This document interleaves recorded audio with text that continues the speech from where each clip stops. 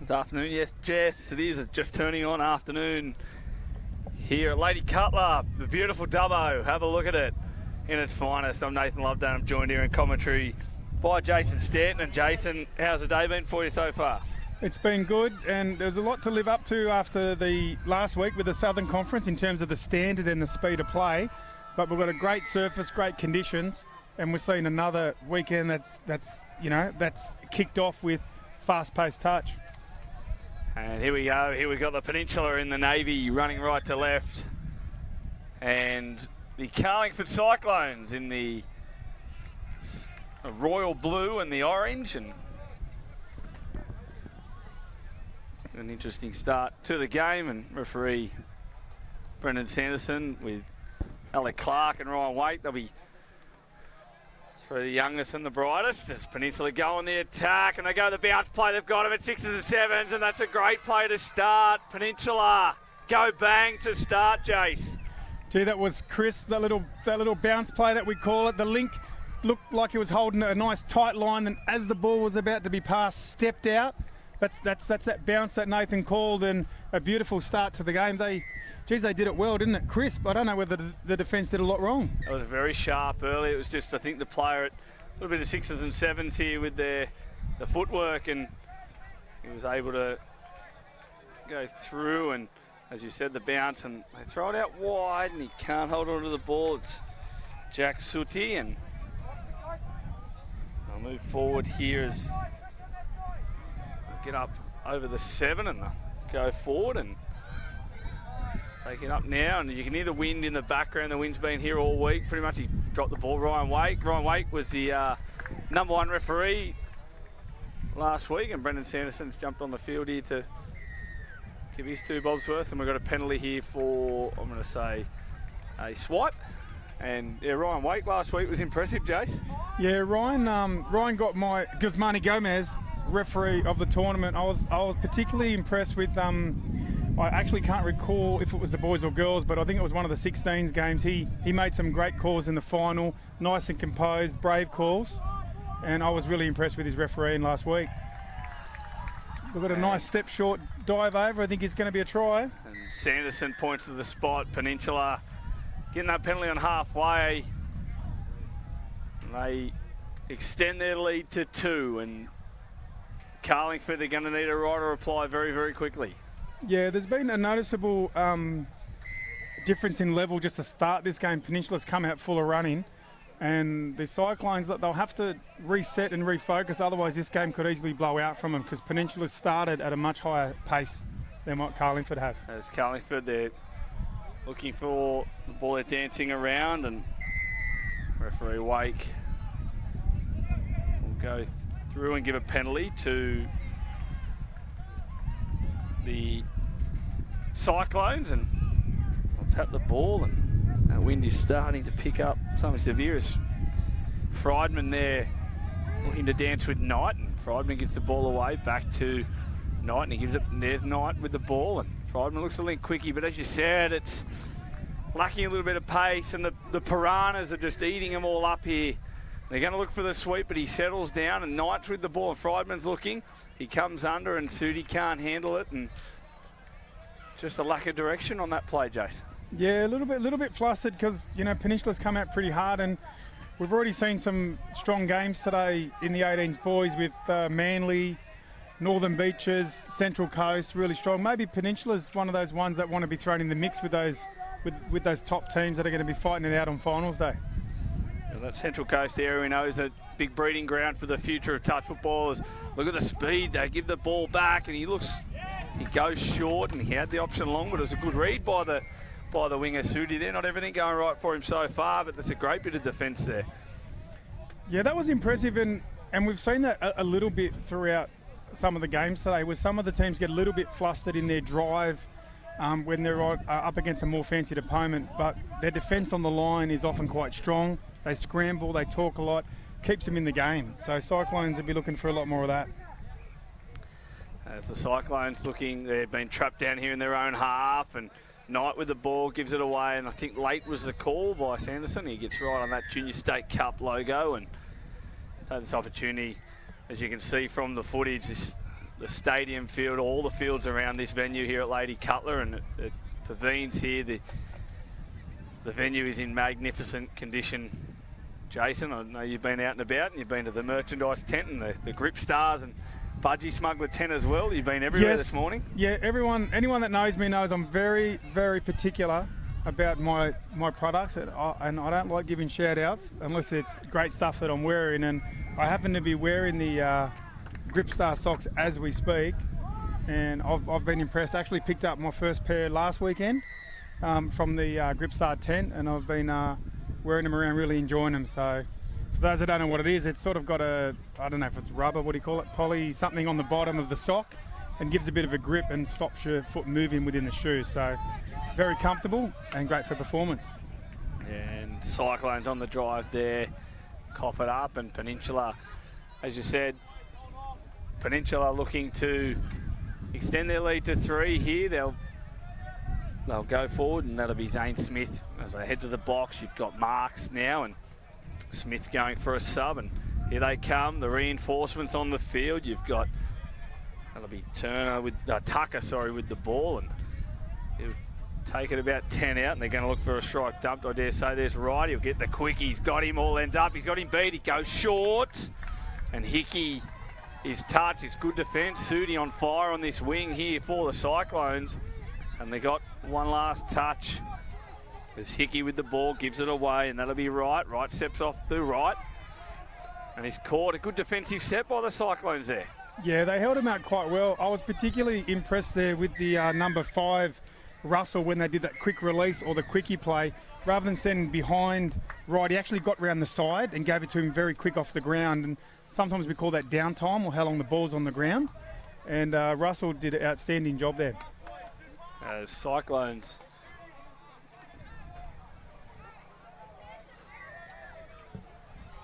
take it up and go there, attack the flick pass out the back. Yeah, they're probably trying a little bit hard on that occasion. We had a couple questions sort of come through about the about the refereeing, the way it works over the weekend, in terms of like, they're getting assessed and getting tips throughout, and then how does it work, like who gets the final? So Saturday night, so they've got a big coaching panel. I think it's about 14 or 15 people that get out and about and look to finalise. They go over the top, and they're in the piranhas. Stop me there. Chislett's in the corner, and he scores and extends the lead. It was Bailey Chislett scores in the corner, and a good long pass there. But back to what we're talking about, Jace. So that panel will sit down on a Saturday night. They get a room and have dinner, and they just discuss. And I think there's a bit of a running. So even Friday night there's a discussion, and they move into Saturday, obviously, and have a rough idea of their rankings for the top referees, and that's sort of how it works. That's how they get to the crux of it on. And then every tourney's fresh. So Ryan Wake, who had a really strong, outstanding performance last week, very impressive. Coming into this weekend, is it back square, or do we remember that he was great last week? Yeah, I can't actually answer that. I think the best person for that would be probably Matto and the crew. Ian Matthew, who turned 75, I believe, on Wednesday. So happy birthday, Matto. So he's here and enjoyed a bacon eat this morning. My shout. So hope you enjoyed that, mate. I'm glad you couldn't answer, because I like to put you under pressure. For those that don't know, Nathan Loveday's a very accomplished referee in his own right, so I like putting all the referees under pressure, whether you're on the field or whether you're in the box. Yeah, I could try and answer. I just wouldn't probably give you the best and most accurate answer for the way they do things. So I think in their own right, I think the referees, they've got numbers, long pass, and the only one scoring that one was a referee on the sideline. Yeah, it's a very difficult pass that it sort of come up throughout the day. The wind's coming like almost across towards the screen, or the bottom right corner of your screen. So to be able to run at speed and throw the ball into the wind almost against you is quite a difficult skill. And we've seen quite a few passes in that bottom corner, or the top right corner to your screen, being called forward or go into ground. There, Sudi taking and we've got problems on the drive, and what we've got 7 on is the call from referee Alec Clark, and the Piranhas Another chance to attack here. Yeah, probably fair to say difficult conditions to try and attack in. Is that fair to say? And you can probably hear the wind. We can hear it through the sound effects mics here. It's increased. My forecast at 11 said the wind was dying, but it seems to have picked up a little bit. Yeah, definitely as the wind's picking up, and the ball players, whether they're scooping or running a quick release like we're seeing here from Peninsula, that's actually down again. You know, he's probably reluctant to throw long into the wind, but he's gone with the right option there for a try. We have Smith and Marks combining there, the little fist bump to celebrate for the boys from Peninsula, and they extend their lead, and the Cyclones rush back to halfway, and they get another chance to attack, and Studdert takes a tap off, and he had to be offside. Good call by Sanderson, and go forward, and we've got jersey 24, Corbin Ross with the ball, and Studdert into half, and he's working with Ross, and Ross will pull him out, back to Studdert. They're going to go to 4 and 3. They are, but good defence by the Piranhas, and they're holding up, and Ross now Studdert they're looking for the sweep. Ross will go down, and Studdert gets there. He picks it up off the ground. Ross now steps off the left, gives it out and back, and the ref has a tumble. It's always good to laugh at. They throw it. They've had some space. They've shut the gate. Some good defence there by the Piranhas. They're scrambling well, Peninsula. Yeah, they are, and I think it was quite good to see the Carlingford, I think you said it was Ross, running some plays, asking questions of the defence. That's a lot better from the Cyclones on that set. But the Piranhas clearly up to the task, and they're almost shifting into cruise mode here. You get a few up in these games. You've got to play quite a few games over the weekend. And like for those new to the game, it'd be 2-3 games a day, I think, is it, in these events? Yeah, depending on the amount in the pool. Yeah, roughly 3 games a day. You know, some have 2 games a day, so 4 to 5, or minimum 2 games. But yeah, most of them have. All games, all rounds are minimum. There's minimum 5 rounds. 5 games for each club here this weekend. So I got that out eventually. Yeah, so that's quite taxing on the players, like to keep getting yourself up and up, and it's almost unrealistic to be full speed, maximum effort every game. So these sorts of games where you get in front, like what we're seeing here with Peninsula, as long as you can stay focused, it's a good opportunity to cruise, maybe back off one gear and cruise a bit, and conserve a bit of energy. So these games are important for the campaign as well. It's not just every game full pace, as many tries as you can. Yeah, well, as you said, it's an important part of the weekend, and you see that a lot in the Senior State Cup. It's probably more of a place that we see that killing the clock is the best way it's described. They've got space here, they've got numbers. Big step off the right. Sudi, he's having an absolute blinder on the wing. Yeah, Sudi's getting a lot of traffic out there. He's a traffic cop. The Peninsula players are hurting the Cyclones D on the inside, which is forcing them to come in and help and collapse. And Sudi's seen a lot of traffic there out on his right wing. There's the bounce play again. He's a little bit late, I think. He's the winger. And Dransfield scores for the Piranhas. It's that little bounce play again on that link where they just think the link sort of switches off there, and I think it just bounces a little bit. And yeah, it's a nice play, Nathan. That sort of play went out of, I suppose, fad or out of popularity for a little while, and now it's coming back. And like as a defender, I've actually got beaten on that quite a few times myself. And what it is that you see your opposite link hitting the hole, like inside you, and you think, I've got to go save it or it's going to be a try. And as you step in to touch the attacker, he bounces outside you. So sometimes it looks a bit easy like on the screen, but as a defender, it's actually quite difficult to actually hold out that sort of play. So it's just very well run from Peninsula rather than something that's an issue with the Cyclones do. And the play through, the call from Sanderson, and it's Dransfield, the try scorer. He gets up the field, and they get up near the 10 now, and they come back over, and a little bit slow on transition there. I think some after the play through were not sure whether they were subbing or not, and they have. And here we go back to 6-on-6, and you've got Straker with the ball off to Smith, and Straker and Smith will go middle here looking for Bull McMinnon, and Bull McMinnon off the ground, and the out ball, and they've got space. They've got the 2-on-1. I think that's forward. Oh, Jason Stanton, if you want to hear an analysis, go back about 3 minutes to that far corner on your screen, and there's another one to that corner. Yeah, that top corner of the screen. It's a very difficult pass to throw when you're moving forward into the wind. And as I said, like you're running at full pace, you really got to get a bit of extra rip on the ball to try and keep it going backwards. This is some good defence here by the Piranha. Oh, he's dropped it. Sudi, he's been saving the try and he's almost gifted Zachary Straker a try there, but he couldn't hold on to it. No, Sudi's everywhere, isn't he? He's saving tries, he's doing the drive, he's directing traffic, he's going, come on Cyclones, get in there, drive the ball. Sudi's I think he's a traffic cop from way back. He's in everything today. And they go the link quickie and ball's dummied inside, and Piranhas again, they're their attacks probably just missing a bit of speed and into it. Like they're sort of holding the play up a little bit too much downtime, Jace, and if you care to explain what downtime is in touch.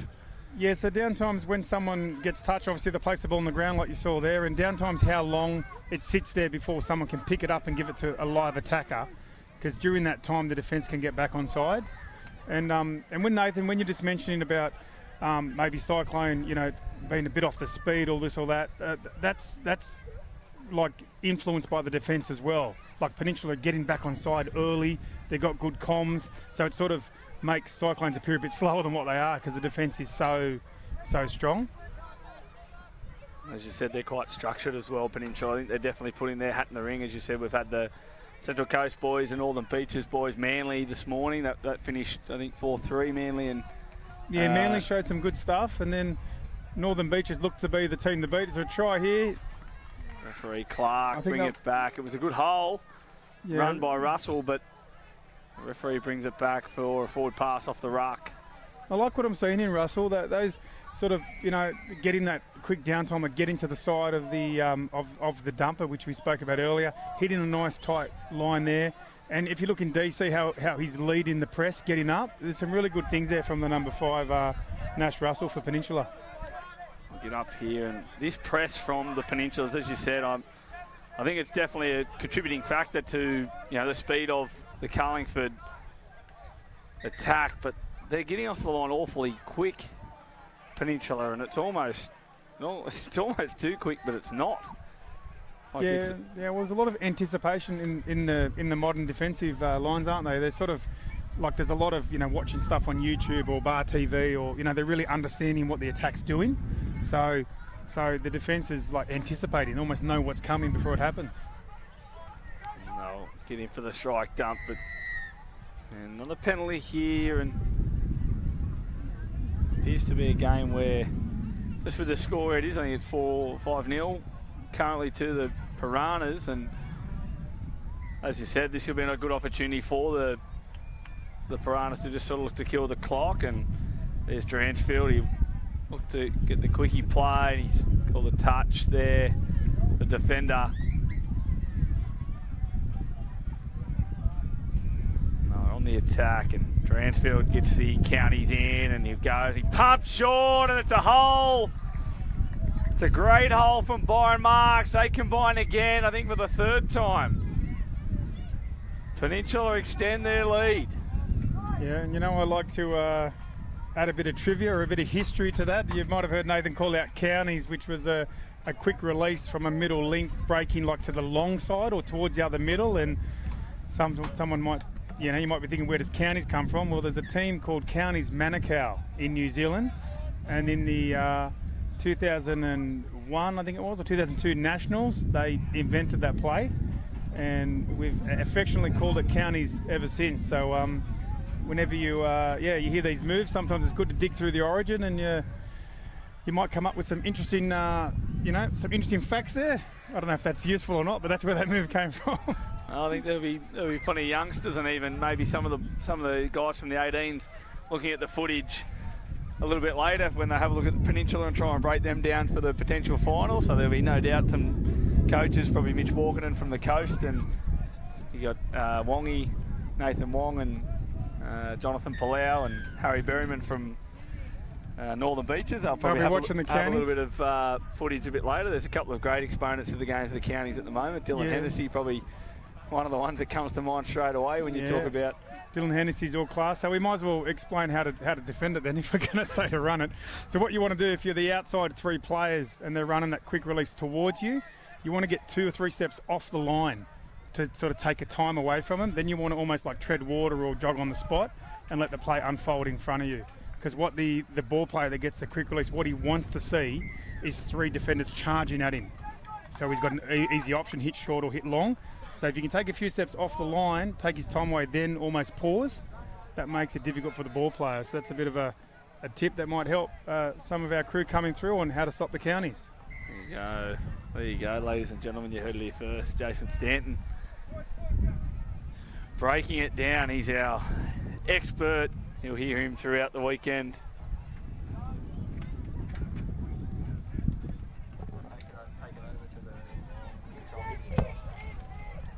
Yeah, a nice touch there by the Cyclones.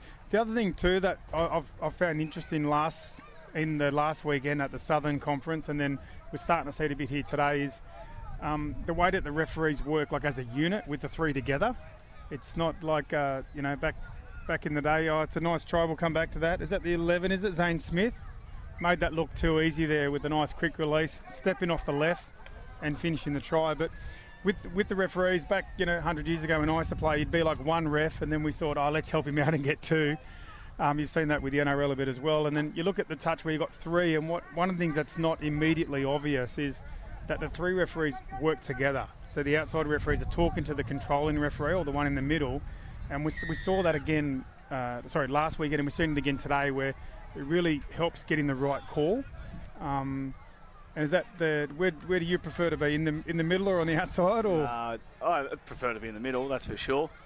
But I think that the big importance, I think, of the referees and their role is knowing what their exact role is. So I think a lot of the times, and a bit of controversy as such might, and I think we saw it last week, is sometimes when the forward passes get called by the far side referee, and that might create a bit of angst. But I think the best games are usually the ones where the combinations of the referees really work together, and they work and they communicate really well. And I think there is a clear difference, and I think you've obviously been around a while to know that there's a clear difference between the way a game is officiated really well, because you just don't notice the referees. Like when they're not noticed, it's usually the better games. 100%. And I guess that's from, I'm not a high level ref as Nathan, but I mean, one of the tips I'd say is early comms between the 3 really helps. So before the decision's made, and that, you don't really have to stop the game and go and have a discussion. A lot of the times you can be talking on the run, early comms to the controlling referee and get the right call. So that's probably what I'd encourage the younger referees coming through is, sort of don't be shy. Get talking, have a bit of dialogue going between the 3 referees throughout the game.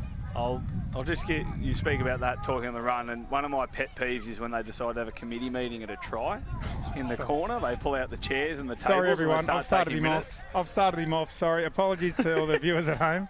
I've started off Nathan on his committee meetings. Because you just spoke about being proactive with what they see. They should just communicate that. I've told Matto this a million times, that they should just say what they see, and if they disagree, they disagree. Just get on with it. That's life.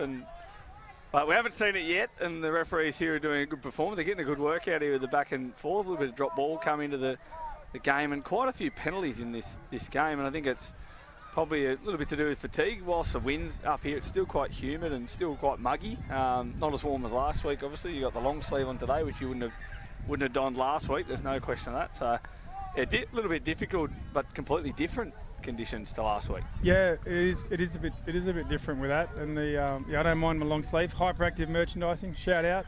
I said to you, I only give the shout outs if I'm wearing it. Hyperactive merchandising, doing all of the I like all the sun smart stuff. You go to get a hat or a long sleeve. I love all the that stuff. You turn up at the event, you got the kids in the car, you packed everything, you rock up and you go, oops, I forgot that. You duck down the tent, and Michael Ironfield from Hyperactive Merchandising will save the day. As the Cyclones looking to get on the board, there's Ross with the ball, and he dances with water. They go long, and I'd love to see Sudi get one here on the last play. There's not long to go. I'd love to see him pull a bullet pass out and see Sudi score in this corner. He's had a big game. The young fella. Ross has been really creative, Nathan. I think in against an opposition, and you know, it's no disrespect to Cyclones, of course, but Peninsula's dominating the game, and it's making it hard for the Cyclones' attack. But Ross is asking questions and he's creating, and I think maybe coming into the subsequent games where maybe not up against a juggernaut like Peninsula, Ross is going to cause a lot of damage. And they go through the line. There's Bull McMinnon and intercept, and he's been touched. I'll take that out to the 7 on a 0 touch. So changed the 8th edition rules a couple of years ago. It's a 0 touch from an intercept. You would have seen Ryan Waite waving 0 above his head, and there's Ross taking that ball forward, and there's a siren in the background, and he's dancing there, Hugo Brown, and that'll do us. Peninsula far too good in this one. We'll take a short break and we'll be back in just a few moments.